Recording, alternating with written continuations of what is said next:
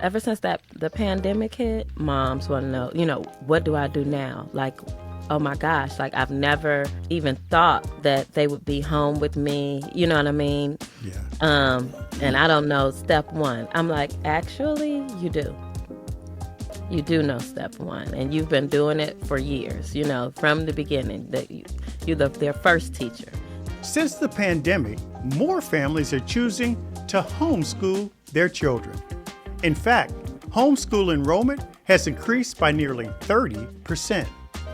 The most dramatic increase was seen with Black families, with the number of homeschooled Black children rising from 3% to 16% in 2020.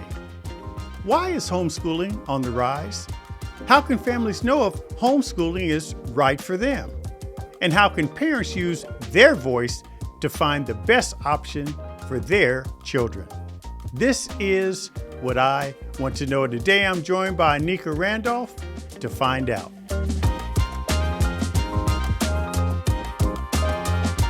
Onnikah Randolph is the Homeschooling Network Director of Mocha Moms Incorporated, an organization dedicated to providing support for mothers of color. After becoming a member of Mocha Moms in 2018, she now provides her local chapter with tools and resources related to homeschooling.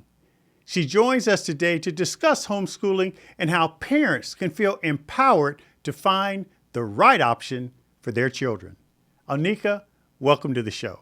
I've really been looking forward to chatting with you and all the work you've done with Mocha Moms and, more importantly, the work you've done with your own children. But first and foremost, you obviously have an interest in education, but talk to me a little bit about your own educational experience. Okay. Yes, it's a pleasure to be here. My educational experience is I'm a proud graduate of Tuskegee University. Right. And there I majored in social work. So I've always had like a heart for the people from the beginning. From Tuskegee, I went on back home to Chicago, and I went to University of Illinois, Chicago, and did an accelerated program for my master's in social work. And I dealt with community organizations and administrative practice. So I worked as a therapist for a number of years and also in community organizations. You came from Chicago, and people talk about some of the challenges with some of our urban schools. How was your educational experience when you were coming up in Chicago? When I was coming up in Chicago, I actually was blessed. I had a mother that was an educator. So from the beginning, I was in those school books. I did both public education, and then when I got to middle school, I had to do private. My mom wanted me to do private school. I was in the south suburbs of Chicago, and the middle school didn't have a great reputation. Yeah. So she's like, not doing that. Okay, so off to private school I went. And when it came time for high school, then I went back to public school. She felt like I can handle it, had, great foundation, head on straight. It was great because it was very mixed. We were probably about 40%, between 30 and 40, but everybody pretty much got along. But we did have other resources that a lot of the city schools didn't have. Like my high school had a hockey team. Nobody, you know what I'm saying? Not a lot of schools had that. But of course we had the core football, basketball. Yeah. Now the interesting caveat to that is, you know how your high school counselor is supposed to help you Right. with the college applications. My counselor was not like calling me down. Now, mind you, I had a great GPA. I'm in honors classes. So it was so hard to get an appointment with him. Now, this actually is probably one of the reasons why I ended up majoring in social work, but the school social worker, it was a Black male, Mr. Collins. He was also a football coach. And he would, see me in practice with the dance team and stuff like that. And, so he's like, where are you going to school? What's going on? Da, da, da. And I'm like, oh, I'm filling out my applications, but I'm trying to get into the counselor's office. And so he's just like, what do you mean you're trying to get in there? And I'm like, he hasn't called me down yet. Like, I'm still waiting on Mr. Bennett. He was like, oh, no, like, we're not dealing with that. And he called me into his office and literally helped me with the applications and did everything that the counselor was supposed to be doing at the time. Wow. So, and I wasn't one of his clients. I mean, one of the challenges that we've seen in far too many schools is a lot of kids fall through the cracks because they don't have either that support at home or even an individual that takes to them in school. And as I understand it, what helped drive you to Mocha Moms was you saw with your son, you needed to step in. So talk a little Yeah. bit about that, because I think that's really, really important. So it's very interesting. Like I moved here, I didn't have any family or resources or things like that, people I knew. So I moved here from Chicago, had my son a couple years later. At that time, I wanted to ensure that our son had the integrity, values, things of that nature of myself. I didn't feel comfortable dropping him off as well as my background in social work because, type of work that we do. So I'm like, I think I'm going to stay home for a while, until he can speak and let me know Right. what's going on. So we're out like in the valley. So you get into the schools. From the beginning, he was the only little black boy in class, right? Yeah. So I was super active and involved parent from the start.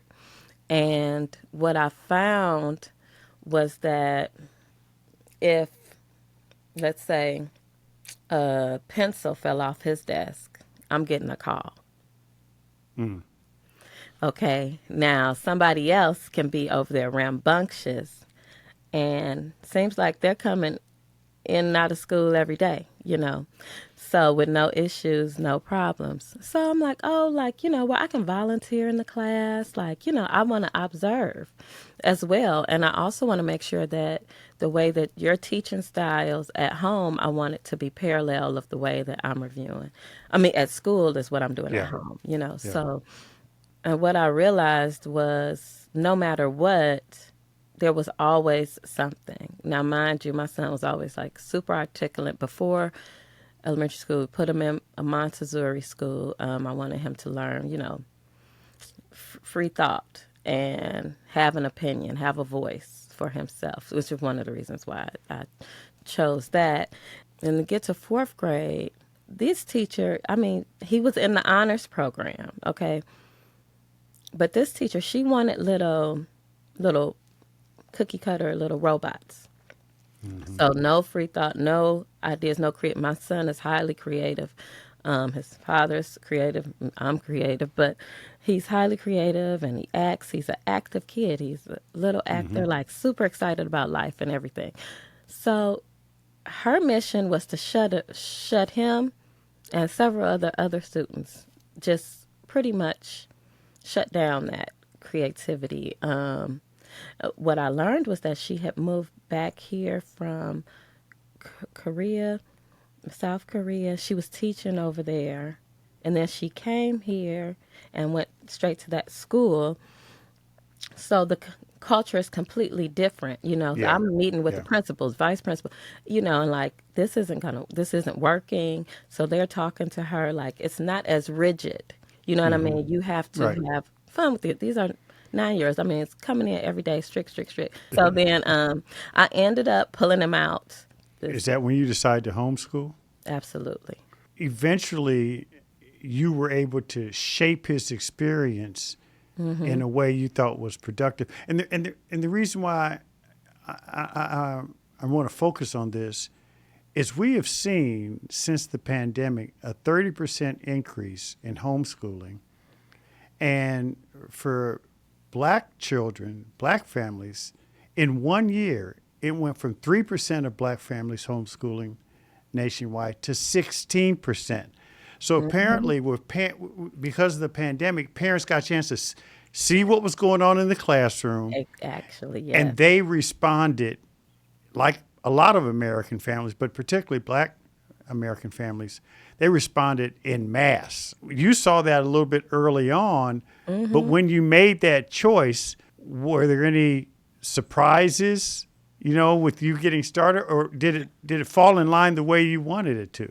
prior to the pandemic, just to be honest, Black people, like, they didn't think they could homeschool their kids. No, You know, exactly. did not think that we had the wherewithal, the tools. Like, this was for, like, basically rich white families. Before I pulled him out, it was always in the back of my mind.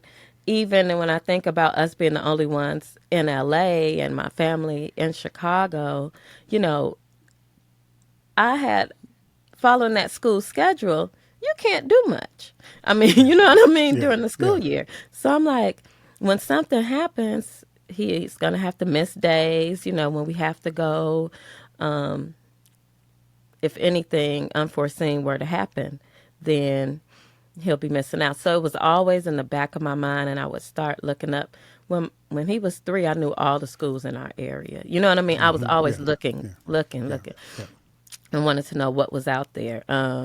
Because I did have a vision for what I wanted, but when it came time to do it, and I just knew that this situation is not going to work. Like, I really want him to be able to thrive in each and every area of his life, and I want to be able to support that. And I don't want his school environment to hinder it in any way. Did he thrive when you became, a homeschool Yeah, parent? he started thriving in every area. There's so many resources that people don't know about. Well, I had no clue, even in my own community. We became a part of a little homeschool community where you go there for so many hours. They offered classes. It was for, like, all ages. Parents actually were welcomed, because a lot of these schools try to keep the parents out of the room. And when I would, like, ask about coming into the class, they're like, "Oh, well, we're not having parents coming Yeah. in, but we're." It's sort of crazy. Sorry to interrupt you, but it's Oh sort of no. crazy now because there are far too many, and I don't want to go far down this road, but, saying what you said just triggered something for me. There are far too many analogies to the way people enter prisons to the way they're Yes. in schools. They're And just that's far what too I was many. saying. Yes.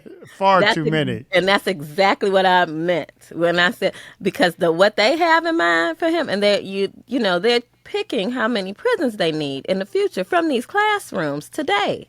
Yeah, yeah. So they already have a targeted number and targeted communities they're going after, and no, this one's going here. Like, so it's kind of like, And look, by the way, Onnikah, and that, I know people may listen, that's not conspiracy theory stuff. That's just right. that's the way it works. So talk to me about how you got connected with Mocha Moms. Okay, so I got connected with Mocha Moms. It was actually a blessing. So what happened was, I was on my, of course, homeschool journey with my son. I'm thinking, I have my son. My husband traveled a lot. So I'm like, one and done. All of a sudden, somehow I'm expecting another child. I don't know what's going on. I'm thinking I'm done, right? I can see the light at the end of the tunnel. So I'm like, I got 6 more good years, and I'll be an empty nester. So I was speaking with one of my friends. Like, she was an associate I knew from my church, and she was telling me about Mocha Moms, and she actually was one of the charter members of the Mocha chapter where I live. So she's like, "Listen, you need to come out. You need to join Mocha Moms. Like, it's super supportive community. We'll have you. You're gonna need help." And I'm like, okay, like, I have to do it. Yes, you're right. And so that's how I got involved with Mocha Moms. Now, what's powerful about Mocha Moms is, I've known about them for years. By its mission, they bring together women of color who need support, not just with the educational stuff, but just support around how you help each other Yes. and provide access to resources Yes. for your kids as they, grow and Right. develop through life. And now, as the homeschooling network leader for the organization, are you finding that more and more parents are calling on you? Oh yes, yes. Ever since that the pandemic hit, all the moms want to know, what do I do now? Like, oh my gosh, like I've never even thought that they would be home with me. You know what I mean? Yeah. And I don't know step one. I'm like, actually, you do. You do know step one, and you've been doing it for years. You know, from the beginning that you're their first teacher. So once some of the parents were seeing what they were doing in the with the materials, or a lot of the families that didn't have, I guess, computers, some of the schools would provide, and Yeah. you might have to get online with them, with the teacher, for a few hours a day. And I was started to explain to them like the similarities as well as the differences, Yeah. when it came to the type of homeschool that they were introduced to, by force, Yeah. still in connection with their local school, and seeing pretty much at least getting a glimpse into what it looked like that the teacher would be doing with them, and what they had to do once they got off that screen and the kids are completing the work that they've been given, and explaining the educational hours actually needed per age group when it comes to homeschooling Yeah. versus community school, because of course you have to add the lunchtime, in between class breaks, recess, or some other form of break depending on the age, versus book time, Yeah. actual Yeah. hours working, doing book work. So once you understand that component of it, because they're like, I don't know what I'm gonna do with my kids for 8 hours. Right. Actually, their school hours 3.5 hours. Really, they're doing work Right. 3.5 hours. So I Yeah. think you can get it. And Onnikah, that's why I wanted to ask you because, as you said in the beginning, even as you were considering what to do with your son, it can feel overwhelming. And also, I will say this, and again, I'm not being critical of schools. Hmm. Schools sort of make parents sometimes feel like, look, this is a specialty thing, so only certain, we're the ones that can do it. Y'all can't do it, and Right. so I have one last question on this, and this is what I really want to know for parents who are listening, who may. Hmm.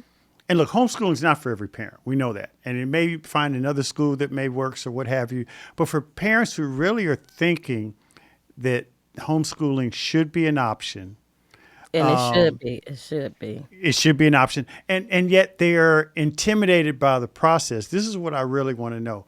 What are the things you would suggest parents should consider when trying to decide whether homeschooling is right for their child? I think that you need to look at your child. You might have one child or four. Look at them as individuals, because there's some children that you just know, oh my Mm, gosh, mm, they could continue to evolve into just something so magnificent with the right, like, tutelage, the right support. Homeschooling is so accommodating, whether you figure out what works best for you and your family. And there are also little homeschool like villages where they meet up twice a week, yeah. in your community, and you come together. And like I was saying, I had my son at one, and parents take turns, helping out with the students, all together. So that's a few hours a week. And you might have to do, let's say, in a semester, 5 hours of volunteer for this, Right. community as part. So it's so many, different ways and tools. And no matter if you are more traditional or you're more eclectic with education, there is a resource in homeschooling for you and your child. And that's what was so beautiful about your message is that one, parents, you can do it. And Hmm. secondly, once you make the decision to do it, there are more resources than you Than can you could ever imagine. imagine. Yes. Onnikah Randolph, I appreciate all that you're doing. You're doing tremendous work, not only for your children, but also for those that you're working with. So That's exactly why we wanted you on, and thank you for joining us on What I Want to Thank Know. you. Thank you. Yes, yes. Feel free to follow me phonetically on Instagram as it's Onnikah, ITSAHNEEKAH, because All some right. people cannot pronounce, when they see it ONNIKAH. So Well, and I phonetically. hope people will follow you because you're doing great Yes. work. Thanks Thank again. you so much. Thanks for listening to What I Want to Know. Be sure to follow and subscribe to the show on Apple Podcasts, Spotify, or your favorite podcast app so you can explore other episodes and dive into our discussions on the future of education. And write a review of the show.